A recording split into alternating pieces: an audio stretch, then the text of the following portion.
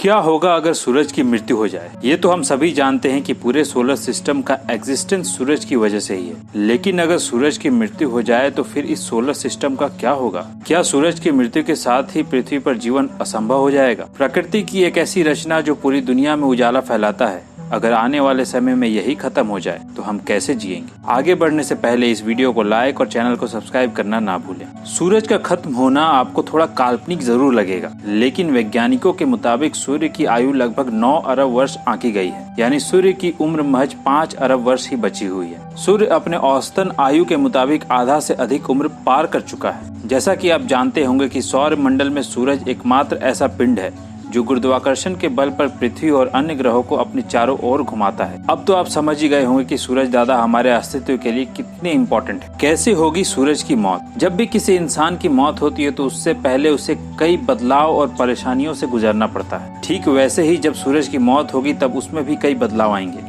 जब तक सूरज का फ्यूल खत्म नहीं होगा तब तक टेंशन की कोई बात नहीं है, लेकिन जिस दिन से सूरज का ईंधन खत्म हो गया उसी दिन से उसकी तबाही भी शुरू हो जाएगी। सूरज के अंदर न्यूक्लियर फ्यूजन की प्रक्रिया होती रहती है। न्यूक्लियर फ्यूजन की ये प्रक्रिया हाइड्रोजन को हीलियम में कन्वर्ट करता है और यही हीलियम सूरज के एनर्जी के तौर पर काम करता है। वर्तमान में सूर्य का कोर प्रति सेकंड 600 मिलियन टन हाइड्रोजन को हीलियम में कन्वर्ट करता है। जैसा कि हम सबको पता है कि जब सूरज का सोर्स ऑफ एनर्जी खत्म हो जाएगा तब इसके मृत्यु की उल्टी गिनती भी शुरू हो जाएगी। एनर्जी खत्म होने के बाद सूरज काफी बड़ा होता जाएगा। सूरज का आउटर लेयर फैलने लगेगा और सोलर सिस्टम पर इसका कब्जा भी बढ़ने लगेगा।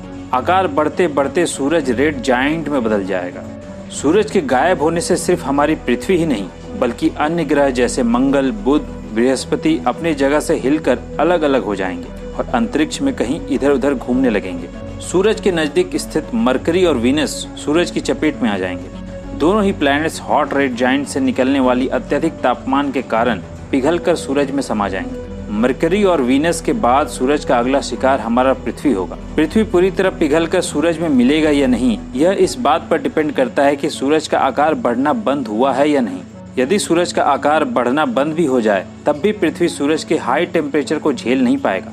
पृथ्वी भी ऑलमोस्ट पिघल जाएगी और इसका सिर्फ आयरन कोर ही बचेगा। इनर प्लैनेट्स के बाद अब आउटर प्लैनेट्स जैसे जुपिटर, सैटर्न, यूरेनस और नेपच्यून की बारी होगी। ये सभी प्लैनेट सोलर सिस्टम के बेहद ठंडे रीजन में स्थित है। जब सूरज का आकार बढ़ जाएगा तब आउटर प्लैनेट्स की सूरज से दूरी भी कम हो जाएगी। सूरज से निकलने वाला हाई रेडिएशन इन सभी प्लैनेट्स की कहानी भी खत्म कर देगा। इन प्लैनेट्स में मौजूद गैस और बर्फ हाई टेम्परेचर सहन नहीं कर पाएंगे और विस्फोट के साथ ही ये प्लैनेट्स बिखर जाएंगे। बिखरने के बाद आउटर प्लैनेट्स का मटेरियल भी सूरज में समा जाएगा। कुछ मटेरियल्स सूरज की चपेट में आने से बच सकते हैं और फिर वो एक साथ जमा होकर पहले से भी बड़े प्लैनेट्स का निर्माण कर सकते हैं। आउटर प्लैनेट्स के मून यूरोपा और इनसेलेडस पर मौजूद बर्फ भी पिघल जाएगा और वहाँ महासागर का निर्माण हो जाएगा। इतने के बाद भी सूरज का तांडव रुकेगा नहीं। सोलर सिस्टम में ग्रेविटेशनल उथल पुथल मच जाएगा। सोलर सिस्टम में मौजूद ऑब्जेक्ट्स अपने ऑर्बिट से भटक जाएंगे। यदि सूरज के हाई टेम्परेचर से आउटर प्लैनेट्स बचे भी रह गए तो ग्रेविटेशनल उथल पुथल की स्थिति में